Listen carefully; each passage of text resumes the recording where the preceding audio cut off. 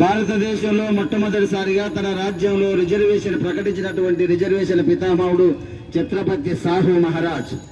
ఈయన 1909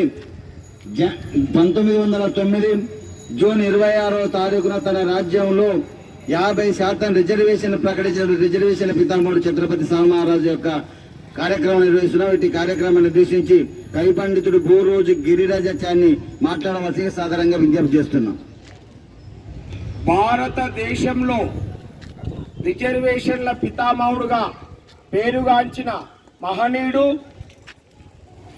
ఛత్రపతి సాహు మహారాజు గారి యొక్క జయంతి కార్యక్రమాన్ని నిర్వహిస్తున్న ప్రియమిత్రులు రాజారాం ప్రకాష్ సార్ గారు మరియు మా గురుతుల్యులు మిత్రులు నాయకంటి నరసింహ శర్మ గారు, వనపర్తి జిల్లా మైనార్టీ నాయకుడు క్రాఫ్ట్ టీచర్ బాలమయ్య గారు, మరి ఈ కార్యక్రమానికి విచ్చేసిన అందరికీ స్వాగతం పలుకుతూ, ఛత్రపతి సాహు మహారాజు పేరు వినగానే దళితుల బహుజనుల గుండెల్లో ఆయన చిరస్థాయిగా నిలిచిపోయాడని చెప్పడంలో అతిశయోక్తి లేదు. ఎందుకంటే ఆ రోజుల్లో విద్యా వ్యవస్థకు దూరమైన దళిత బహుజనులకు 50% రిజర్వేషన్ ఉండాల్సిందే అని 1909లో రిజర్వేషన్లు ప్రవేశపెట్టిన మహనీయుడు సాహు మహారాజు గారు. అటువంటి సాహు మహారాజు గారు 1874 జూన్ 26 కొల్హాపూర్లో అప్పట్లో ఛత్రపతిగా పేరుగాంచిన శివాజీ 6వ భార్య అయిన ఆనందిబాయికి జన్మించిన మహనీయుడు ఛత్రపతి సాహు మహారాజు. ఆ రోజులో కొల్హాపూర్లో పరిపాలిస్తున్న సంతానం లేనటువంటి రాజా ఆనంద్ సింగ్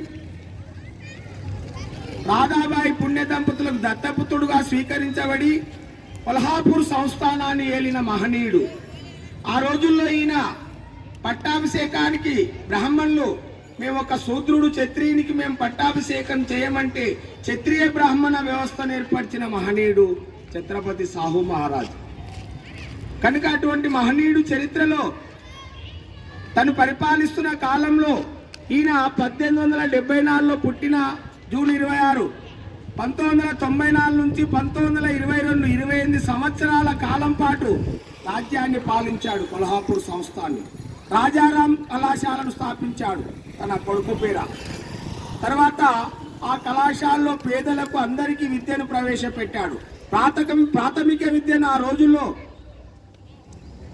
అంటే విద్య అంటే నిరక్షరాస్యుల కొరకు ప్రాథమిక విద్యను ప్రవేశపెట్టి రిజర్వేషన్లు ఉన్నత విద్యలో అన్నిట్లో రిజర్వేషన్లు ఉండాల్సిందే అని 50% రిజర్వేషన్లను అమలు చేసిన మహనీయుడు.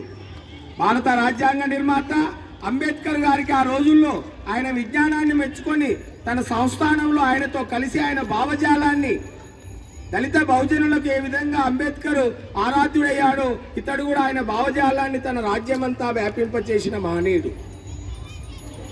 ఈ విధంగా పరిపాలిస్తున్నప్పుడు ఆయనకు 1992 మే 6న అనారోగ్యరీత్యా మరణించాడు.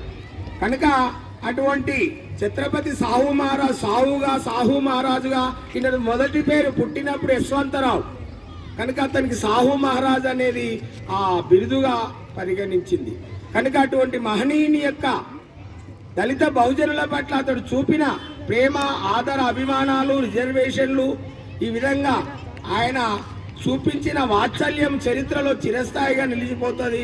ఇప్పటి పరిపాలకులు కూడా దళిత బహుజనుల పట్ల అటువంటి ఆరాధ్య భావం ఉండి వారి విద్యకు తోడ్పడి అవకాశాలు కల్పించాలని తెలియజేస్తూ ముగిస్తున్నాను. జోహార్ ఛత్రపతి సాహు మహారాజుకు, జోహార్ జోహార్. జోహార్ ఛత్రపతి సాహు మహారాజుకు, జోహార్ జోహార్. జోహార్ ఛత్రపతి సాహు మహారాజుకు, జోహార్ జోహార్. జోహార్ ఛత్రపతి సాహు మహారాజుకు. జోహార్ జోహార్. కొనసాగిద్దాం మహనీయుల ఆలోచన విధానాన్ని, కొనసాగిద్దాం మహనీయుల ఆలోచన విధానాన్ని, వర్ధిల్లాలి మహనీయుల ఆలోచన విధానం, వర్ధిల్లాలి మహనీయుల ఆలోచన విధానం, వర్ధిల్లాలి.